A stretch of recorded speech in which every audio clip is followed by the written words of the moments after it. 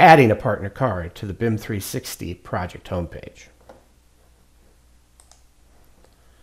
After logging in to BIM 360 and finding the project that you want to add the partner card to, we go to the home page. Customize,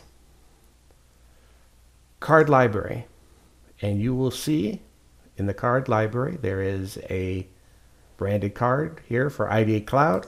Select it, add card. We can now move this around if we'd like, and it's best to save its location.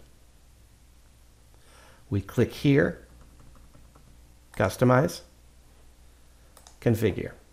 At this moment, we could configure for the 3 types, which is stoplight, warnings per megabyte of file size, or count. See each of those videos to continue on.